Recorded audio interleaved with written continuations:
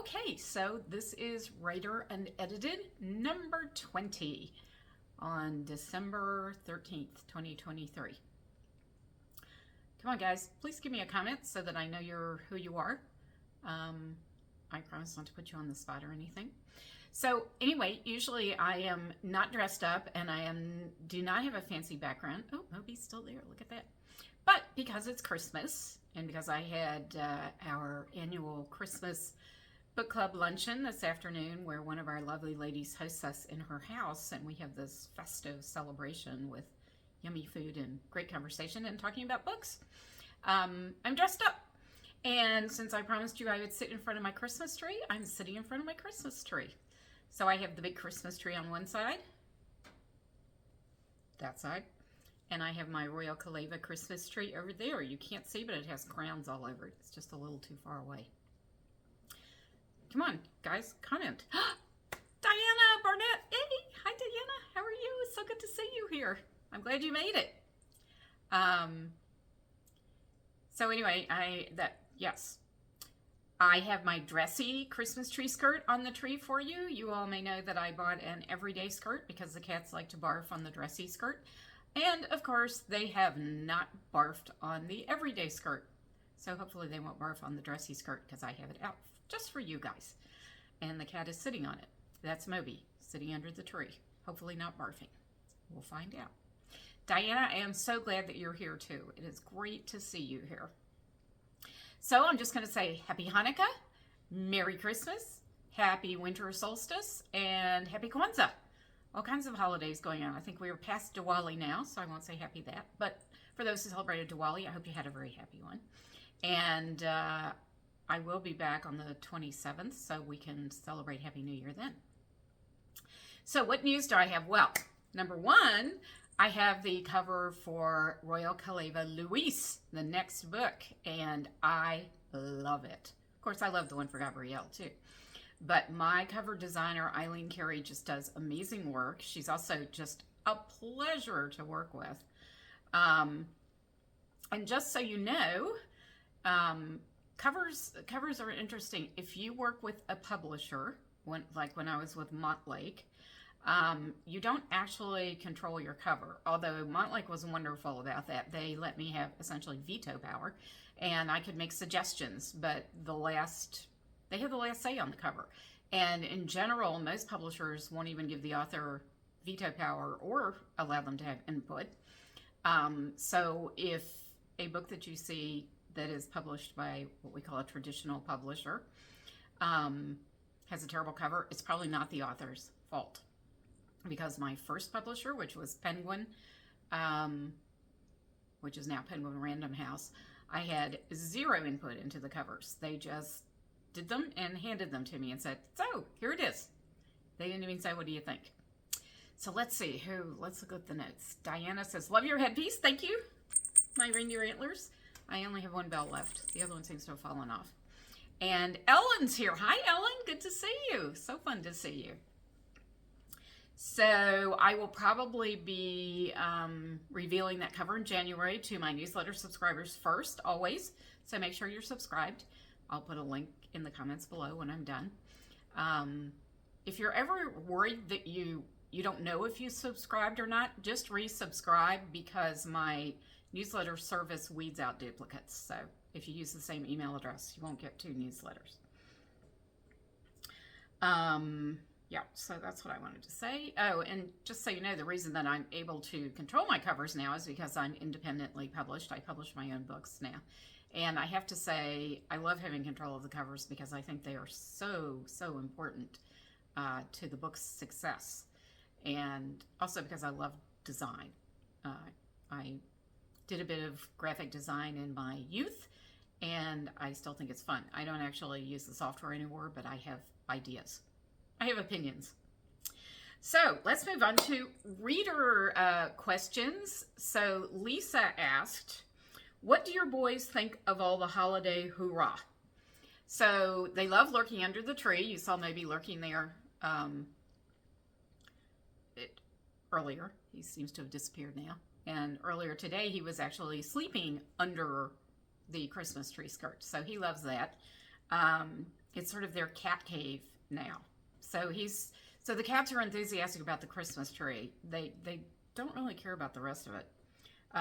Then she said, do they participate beyond your photoshopping their holiday finery? Well, I guess you could call it participation. They knock off the ornaments. Oh, there goes Skoda.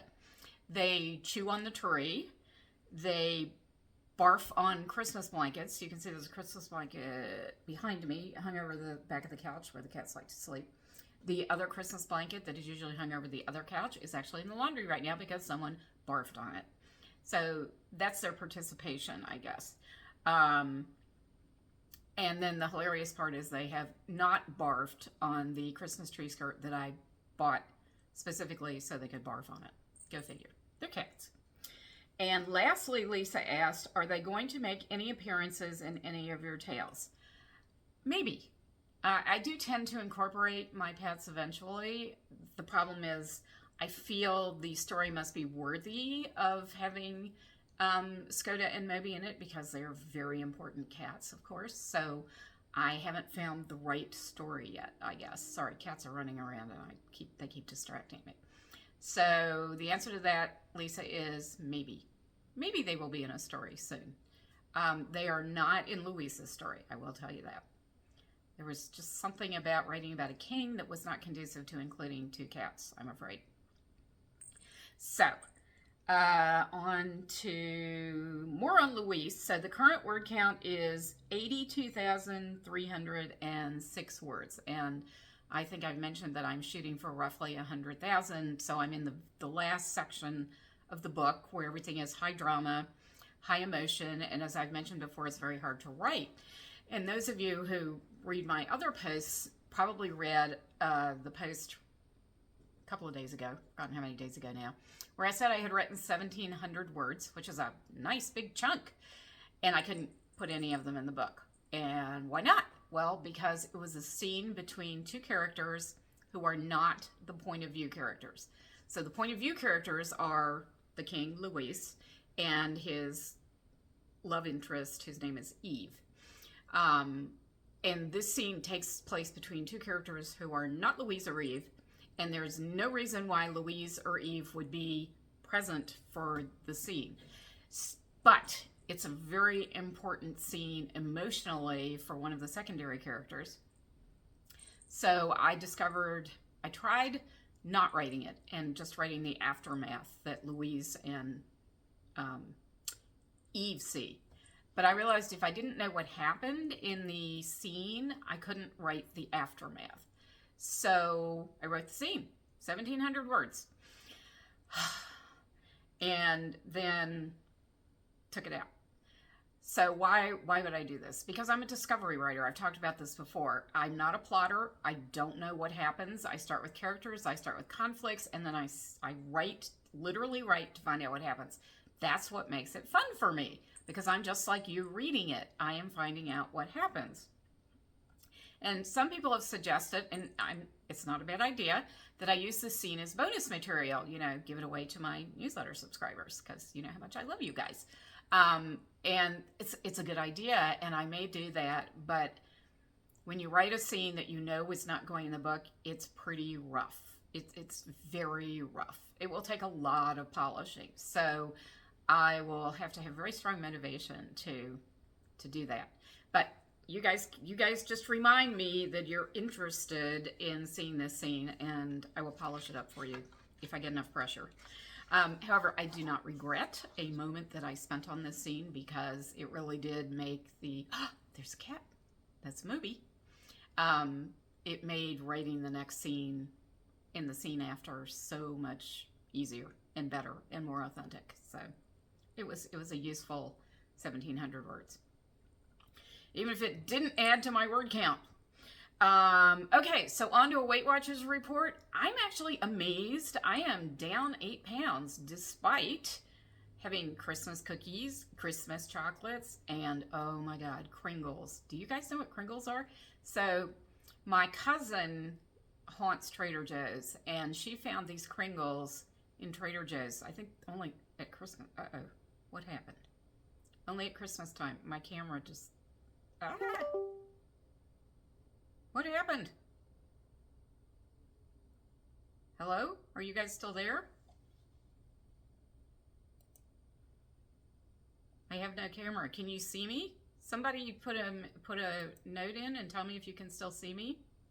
Because right now I have a black screen. Restart. Oh, jeez. You can hear me. Can you see me? All right. Well, I will ignore the blank screen and just keep talking then. Oh, you can't see me. You can only hear me. I don't know what's going on. All right. I'm going to restart the live, even though I don't have very much more to say. So don't go away.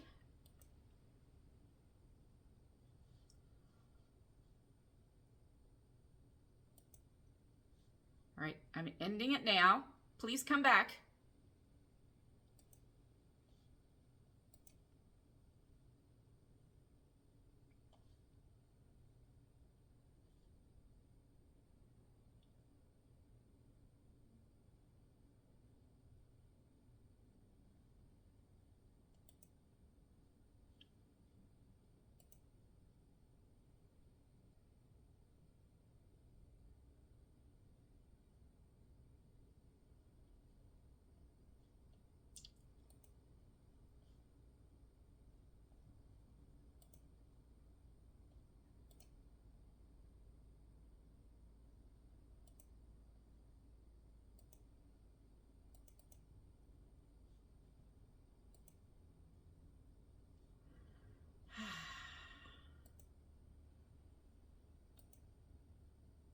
Sorry to you who are on the recording. I have no idea what's going on. But I'm trying to get back. So hang in there.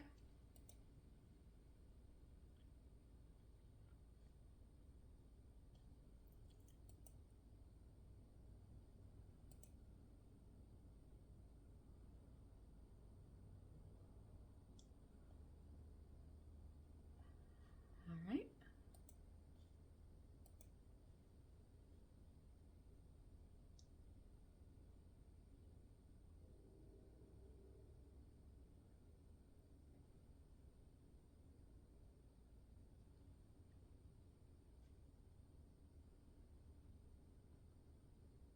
Okay, I'm live again. I hope folks will come back. I don't know what was happening. All of a sudden my camera just went blank for no apparent reason, because this is the same computer I use all the time to do Facebook Live. So why it suddenly decided to fritz out, I do not understand. But then I am not technologically proficient, so you know, could be anything. All right, I'm gonna start comments.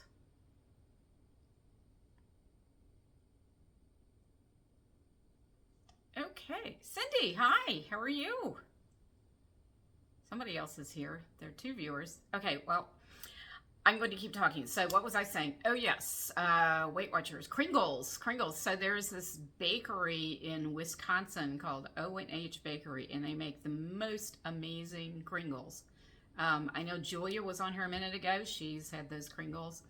And I unfortunately brought one into the house because I was having company and I was serving the Kringle to them and they didn't eat it all. So guess who ate the rest of it? Very bad. So anyway, being down 8 pounds is actually quite an accomplishment. However, I'm pretty sure that's not going to continue because of my my social schedule from here forward includes a great deal of food. Yes, Julia, you're there. Yay. So Julia's had the Kringle, as I mentioned. And now I give the Kringles as gifts and I eat them myself, unfortunately. So, yeah, they're very bad for Weight Watchers, but they taste very good. So I'm really at the end of my live here. I am not going to be here next Wednesday, the 20th, I think it would be, somewhere around whatever next Wednesday is, because I will be visiting my daughter in Pittsburgh. Yay! And I sent her a Kringle, so I'll be eating Kringle there too, which is very bad. But I will be back on the 27th, so we can bid 2023 farewell together. And I'll be wearing a silly hat then too.